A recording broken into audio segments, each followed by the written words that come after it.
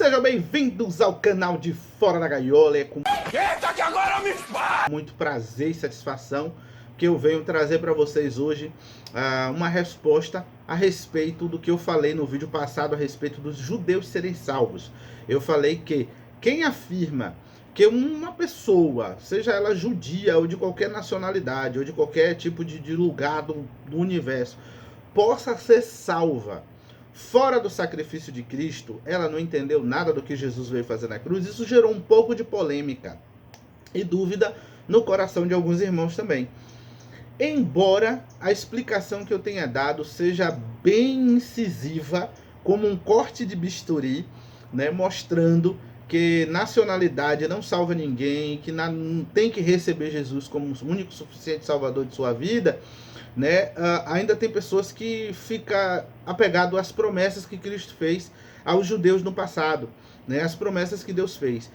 Para continuar esse vídeo, eu vou falar para vocês o seguinte: toda promessa, o texto está na tela, toda promessa de salvação para o povo de Israel reside em Jesus Cristo, tá bom? Jesus é o plano perfeito de Deus, né, para resgatar os israelitas, para resgatar os descendentes de Abraão, que Paulo fala, o texto está na tela, que os verdadeiros descendentes de Abraão são aqueles que têm a fé de Abraão, em conformidade com a pregação de Jesus Cristo, quando fala sobre a descendência de Abraão e sobre aqueles judeus que estavam ouvindo Jesus pregar naquele momento, tá bom? Falando que os que são filhos de Abraão, são filhos de Abraão pela fé, são pessoas, sejam de Israel ou fora dele, que exercem fé em Deus no mesmo, vamos dizer assim, no mesmo nível de Abraão, não sei, né? Porque tem uns de nós que tem fé do tamanho de um grão de mostarda. Isso é normal, não vou dizer que todo mundo vai ter a fé de Abraão, mas são pessoas que têm a fé semelhante à de Abraão. São pessoas que acreditam que Jesus virá, que acreditam que Jesus morreu e ressuscitou, mesmo sem ver, assim como Abraão acreditou que seria pai de multidões, mesmo sem ele ver. Você entende a semelhança? Hoje, nós que acreditamos que Jesus Cristo vai bradar dos céus a qualquer momento, está tendo uma guerra em Israel e no meio dessa guerra pode aparecer o anticristo, pode aparecer o cara que vai trazer paz no Oriente Médio, que fala na profecia de Daniel, né? E nós sabemos que quem vai trazer paz ao Oriente Médio é o anticristo, né? Vai fazer um acordo de paz por 7 anos. Né, a qualquer momento pode acontecer aí todos os eventos que tem para se seguir, o arrebatamento e etc. Nós que cremos nisso, mesmo sem ver, temos uma fé semelhante à de Abraão, que ouviu Deus dizer, sai da sua terra, né? E eles Abraão mesmo sem ver uma terra para onde ele iria, né? Abraão mesmo velho, sem saber se Sara ia conseguir ter o filho ou não, ele ainda assim acreditou que seria pai, né? Ele continuou usando o nome Abraão, mudou de Abrão para Abraão, pai de multidões, né? Ele assumiu aquela identidade, mesmo estando diante do vazio, né? Diante da impossibilidade. A mesma coisa nós hoje assumimos que Jesus Cristo virá dos céus, assumimos que somos perdoados, mesmo sem ver nada. É tudo pela fé. Então nós somos os verdadeiros israelitas, como diz a Escritura, tá bom? Existe o Israel nação, e Deus ainda tem um compromisso com Israel nação, mas o compromisso de Deus em relação à salvação, né, tem a ver com Jesus Cristo. Jesus é o meio por qual os judeus e os gregos, né, os gentios são salvos. Falei isso no vídeo passado. E agora eu vou falar sobre a obra de Cristo, tá bom? A gente precisa entender o evangelho, gente, como algo jurídico, tá bom? Quando nós falamos da morte de Jesus na cruz, a gente tem que ir com um tom jurídico. A gente tem que ir com um pensamento de que nós estamos diante de um juiz justo, que é o nosso Senhor Deus Todo-Poderoso, o Pai, né? Nós estamos diante de um justo juiz, e estamos diante de um julgamento, né, e de recebimento de sentenças, tá bom? Para que a gente compreenda o que aconteceu na cruz do Calvário, a gente precisa ir para cima do texto com essa realidade, beleza? Jesus não foi assassinado. Como tem padres que pregam isso, né? Como se Jesus viesse fazer o bem, ensinar. Tem religiões que ensinam isso. Jesus veio nos ensinar o caminho do bem. Jesus não veio ensinar o caminho. Ele não veio ensinar. Ele é o Cordeiro de Deus que tira o pecado do mundo. Esse Cordeiro deixou ensinamentos, óbvio que deixou. Mas a missão dele não é ensinar. A missão dele é remover pecados. Abra sua Bíblia em João, Evangelho de João, capítulo 1, e a gente vai ler o versículo 29, o texto está na tela.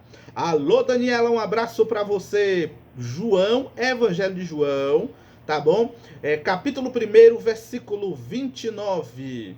Diz o seguinte, né? O que Jesus veio fazer? Qual é a obra de Cristo? No dia seguinte viu João a Jesus. Que João é esse aqui? João Batista. Que vinha para ele e disse: eis o Cordeiro de Deus que tira o pecado do mundo. A obra de Jesus é ser o Cordeiro de Deus que remove o pecado do mundo, que remove, que apaga, que anula, que arranca o pecado do mundo, beleza? Essa é a missão principal de Jesus. Os ensinamentos de Jesus fazem parte dessa missão principal, mas não é a missão principal. A missão principal é remover o pecado do mundo. Abra aí em 1 João capítulo 2, versículo 2, para a gente ver ainda falando sobre a obra de Cristo, que diz o seguinte, 1 João 2,2 diz assim: e ele é a propiciação pelos nossos pecados, e não somente pelos nossos próprios, mas ainda pelos do mundo inteiro. Veja, propiciação, e aqui a gente já vai entrar na outra parte do Evangelho. Por isso que a gente precisa entender o Evangelho de maneira sucinta, caso contrário a gente faz besteira com Cristo na cruz. A gente coloca um Cristo que vai para uma cruz sem objetivo nenhum, sem razão nenhuma, como se os homens estivessem pegando ele a pulso, levando para lá e matado. E não é assim. Cristo veio para cumprir uma obra. Quando Pilatos falou com Cristo: rapaz, veja como você fala comigo, porque eu tenho poder de te tirar dessa situação. Jesus olha para Pilatos e diz: poder nenhum você teria se não lhe fosse dado do alto. Eu estou aqui porque eu tenho uma missão para cumprir. O texto está na tela. Então veja só. Propiciação, se você for para qualquer dicionário, seja ele bíblico ou não, você vai ver que propiciação é o sacrifício que os humanos oferecem para aplacar a ira de um Deus. Como o dicionário popular, ele não é cristão, ele vai falar de qualquer Deus. Mas propiciação é o sacrifício que se oferece para aplacar a ira de um Deus. O texto diz que Jesus é a propiciação pelos nossos pecados. Ele é o sacrifício que aplaca, que acalma a ira de Deus sobre nossa vida. Você entende? A morte de Cristo na cruz não foi um acidente, é uma missão, é um cumprimento de uma missão.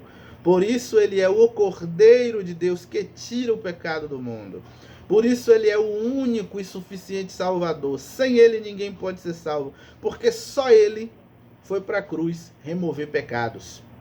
E ele é a propiciação pelos nossos pecados, ou seja, ele é o Cordeiro de Deus que aplaca, que acalma, que apazigua a ira que Deus tinha contra nós. Então, se Jesus ele é a propiciação, não existe salvação fora de Cristo, que é o que eu falei no vídeo passado. Se ele é o que acalma essa ira que Deus tem contra a humanidade, não tem como essa ira ser acalmada com as minhas obras, com a minha obediência. Não tem como essa ira ser aplacada com sacrifício de galinha, com sacrifício de touro, com sacrifício humano que não tenha sido Cristo. Depois eu vou falar porque só Jesus podia ser esse sacrifício que remove a ira de Deus sobre nós. Você entende? Tem lugar para alguma outra coisa aqui? Então vamos continuar na escritura. Deus está realmente irado? Essa é a pergunta que a gente precisa se fazer depois de ouvir que Jesus é o sacrifício que acalma a ira de Deus, a gente precisa saber se Deus está irado e com que ele está irado. Para tanto, a gente vai ler Romanos 1, versículo 18. Romanos capítulo 1, versículo 18 diz o seguinte: a ira de Deus se revela do céu. Olha só que coisa, o texto está na tela. A ira de Deus. Então o texto já começa dizendo que Deus está irado. Veja só. A ira de Deus se revela do céu contra o quê? Toda a impiedade e perversão dos homens, que detêm a verdade pela injustiça. Com o que Deus está irado? Com a impiedade da humanidade. E impiedade aqui ela tem duas conotações. Tem a impiedade no sentido de maldade, de perversidade, de atrocidade. E tem a impiedade no sentido religioso. São pessoas que não têm piedade. No sentido de obedecer a Deus. No sentido de se importar com a lei de Deus. Essa palavra impiedade ela tem duas conotações. A gente não pode olhar ela e imaginar que o apóstolo Paulo está falando aqui sobre pessoas malvadas. Não, não é só a malvadeza. Tem a ver com a desobediência à lei. Beleza? Impiedade é o antônimo de piedade. E piedade é você obedecer a Deus. Então, contra toda a impiedade, ou seja, contra toda a desobediência de Deus. Contra toda a malvadeza também. E o que mais está tirando a paciência de Deus nos céus? Perversão dos homens. O que é perversão? Né? Aí tem a conotação sexual e tem a conotação de torcer a verdade. Que Paulo continua dizendo, que detém a verdade pela injustiça. Veja, a perversão ela tem a conotação sexual e tem a conotação de perverter o que é certo. Tem a coisa certa e as pessoas trocam, as pessoas mudam, transformam, né? Muda de figura. É como se pegasse o que é certo e mudasse, botasse o errado no lugar. Você está conseguindo fazer uma ligação com o que a gente tem vivido nesses últimos dias? Vocês percebem? Então, o texto bíblico praticamente está descrevendo a nossa geração. Então é contra isso que Deus está irado. Contra mudar o que é natural. Sabe? Tirar as coisas naturais. Então Deus está irado com esses negócios tudo. Então existe uma ira de Deus contra a humanidade. Tá bom? Então é essa ira que Jesus veio remover. Vamos ver se Deus está irado. No Velho Testamento, né? Salmo.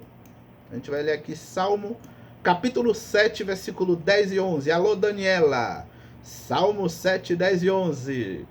Vamos embora. Um abraço aí ao Ibis Pinheiro que está assistindo. Eu tô ligado, hein? Muito obrigado a todos vocês que estão aqui nesse estudo bíblico nesse momento.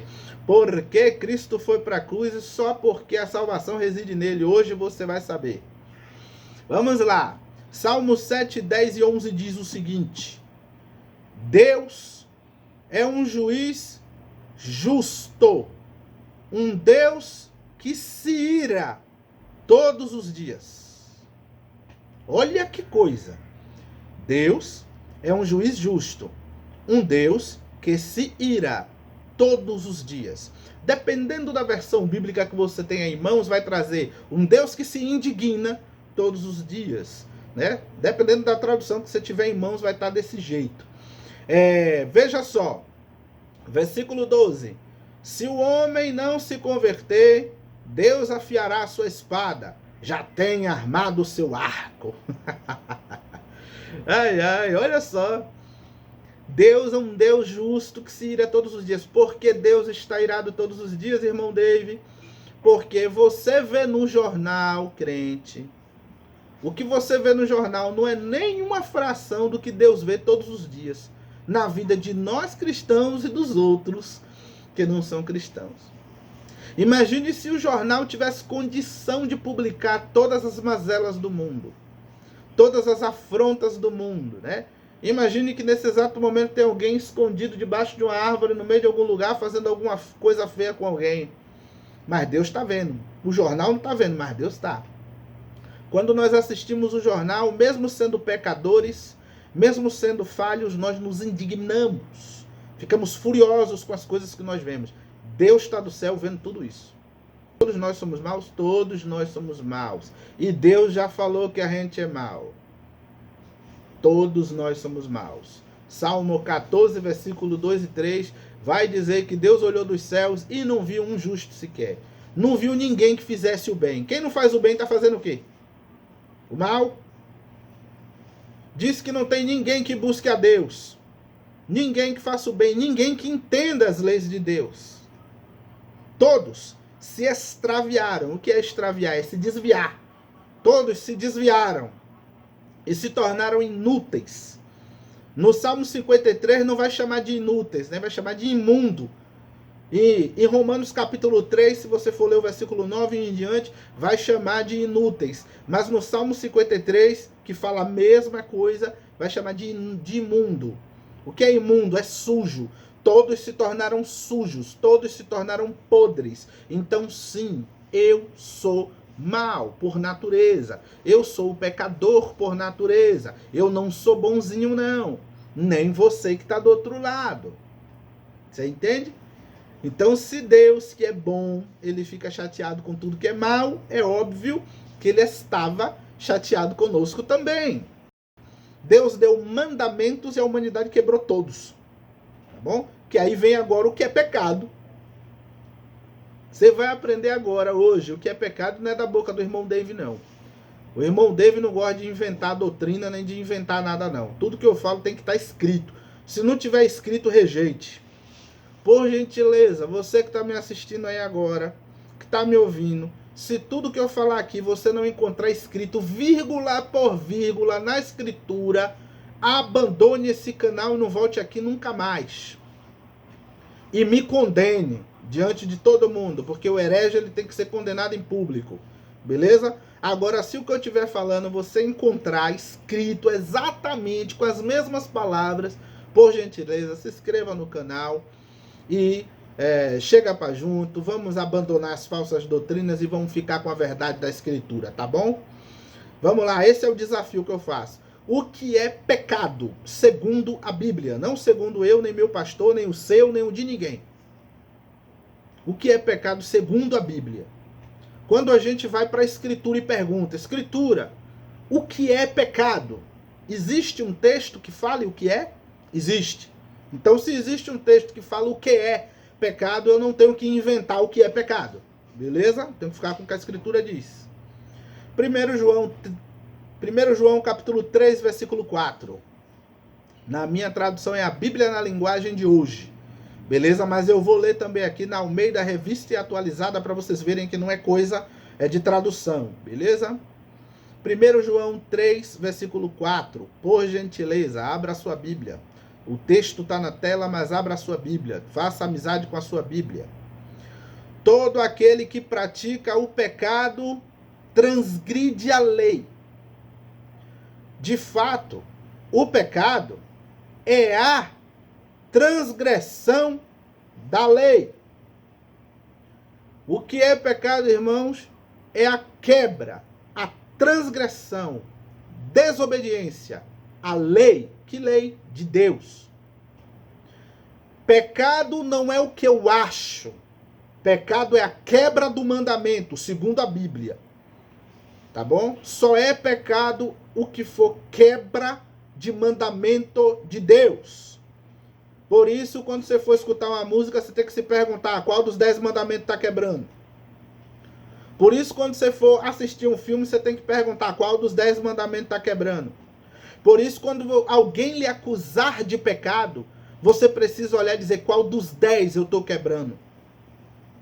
Porque, infelizmente, a religião tem inventado muitos pecados. Não se contenta com a lei de Deus, não. A lei de Deus já traz uma lista gigantesca de um monte de coisa que a gente faz errado, né?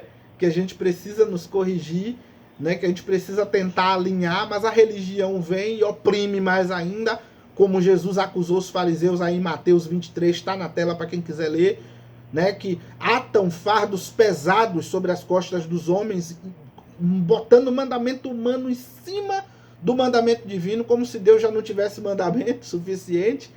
Inventam mandamentos e regras humanas e taca nas costas das pessoas e coloca elas para empurrar como se fosse mandamento de Deus. Tá entendendo? E aí pessoas querem condenar os outros por causa dos seus achismos. Mas o que diz que a Escritura diz que é pecado? Transgressão da lei. Ponto final.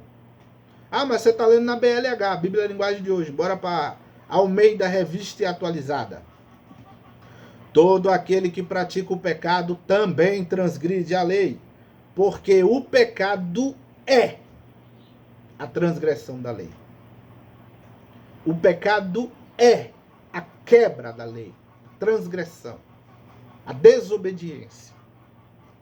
Então veja, Jesus veio remover os nossos pecados.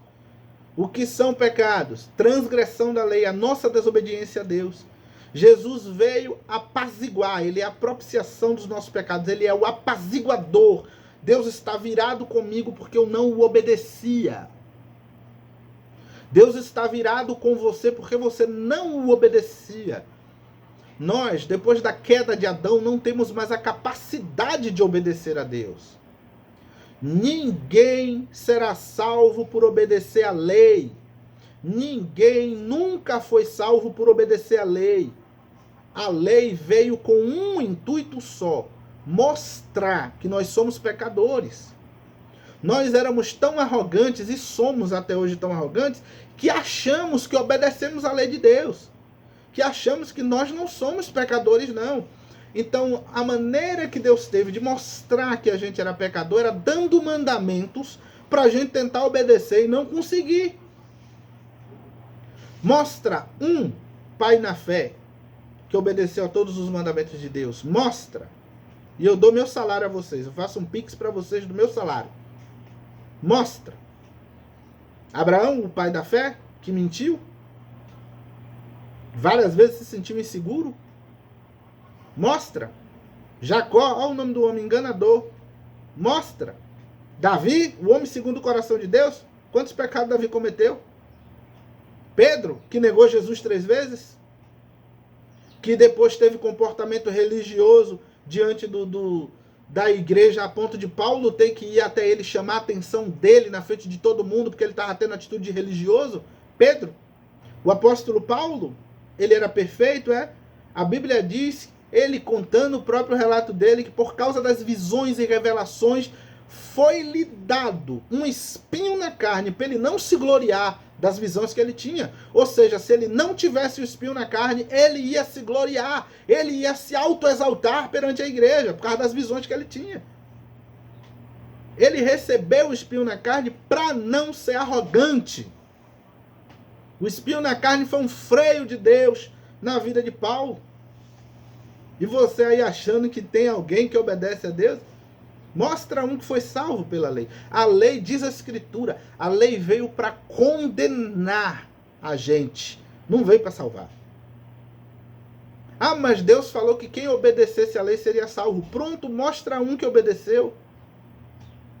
Não tem. É por isso que Jesus teve que vir. Porque nós não podemos obedecer a Deus. E aí vem, Jesus é o Cordeiro de Deus que tira o pecado do mundo. O que isso significa na prática?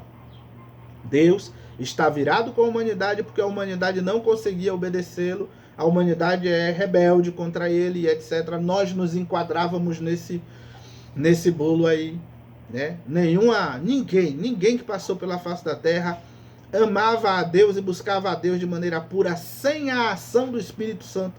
Nenhum de nós é capaz disso.